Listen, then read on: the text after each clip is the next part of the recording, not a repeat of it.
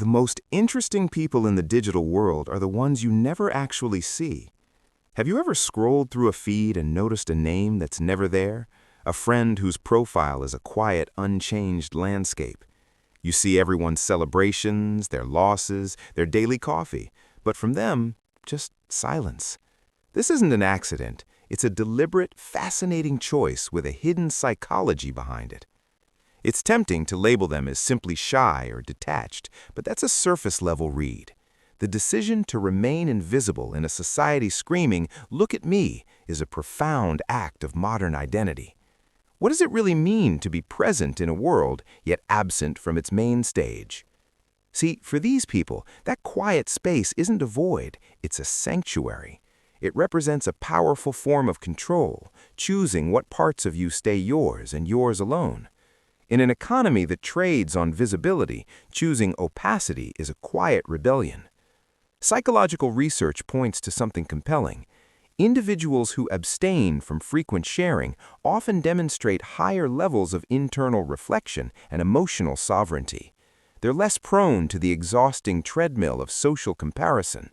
Their sense of self isn't forged in the furnace of public opinion, it's cultivated in private soil. While the world performs, they're busy understanding. Because let's be honest, so much of our online life is a carefully managed audition. Every image, every update whispers, "Is this acceptable? Am I enough?" But when you step away from that stage, a fundamental shift occurs. Your value detaches from digital applause. You stop experiencing life through the lens of its potential caption. This isn't a rejection of technology or connection. It's a refusal to let your reality be compressed into a highlight reel. When you know how easily perception can be curated, you begin to cherish what resists packaging: nuance, silence, unpolished truth. For many, this retreat follows a kind of soul-deep fatigue. They shared, they performed, until one day the act felt hollow.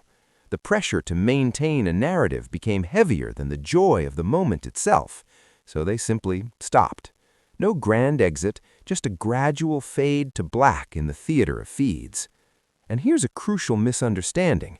Their silence is not indifference. Often it's the opposite. It's an intensity of feeling that demands protection, not publicity. There's a psychological concept of ownership over our experiences. The moment we broadcast a feeling or memory, it becomes communal property, open to interpretation, critique, or dismissal. Those who don't post are often fiercely guarding the sanctity of their inner world. Think about your own reflexes. When was the last time you felt a deep joy and didn't feel the phantom urge to document it? That compulsion isn't natural, it's conditioned. A decade of dopamine loops has trained us to conflate visibility with validity. Stepping out of that system is an act of reclamation. It's cooking a meal just for the taste, traveling without a geotag, grieving without an announcement.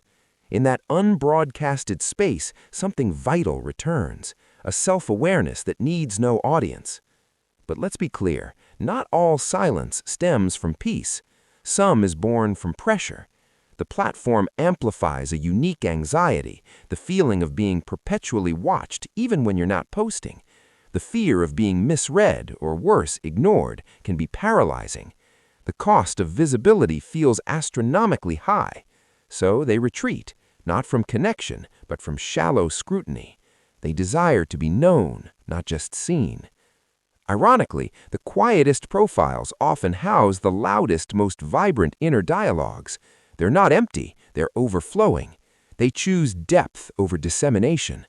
In a culture shouting, "Witness me," choosing invisibility becomes a powerful self-definition.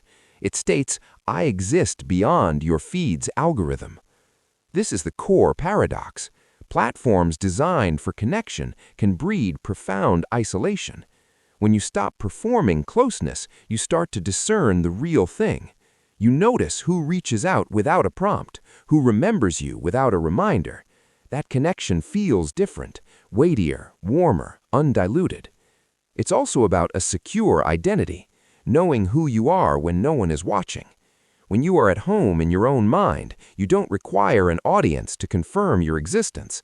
That's not arrogance, it's integrity. And these individuals often hold the most captivating stories, but they reserve them for conversations across a table, not across a network. Their currency is shared eye contact, laughter that needs no witness, the comfort of a mutual, understanding quiet.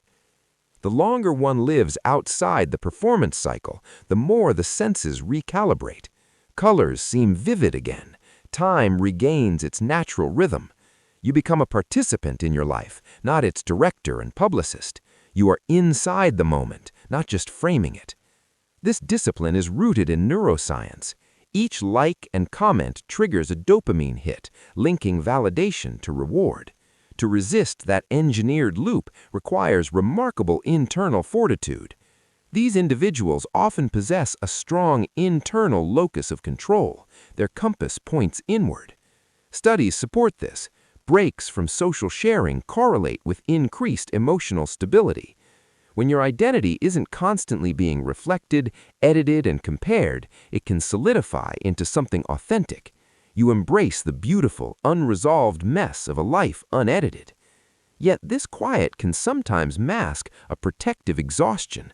For many, the endless comparison, the subconscious measuring of your behind the scenes against everyone's premiere becomes too much. The retreat is an act of self-preservation, a declaration that they owe no one a performance. Privacy is not loneliness, it's intimacy with yourself. We have, as a culture, mistaken visibility for significance. We assume that to have worth, we must be witnessed. But the most formative moments of a human life, the private grief, the quiet triumph, the unseen act of courage, occur off camera. No filters, no captions, just the raw truth of being. That's the sanctuary the silent ones guard.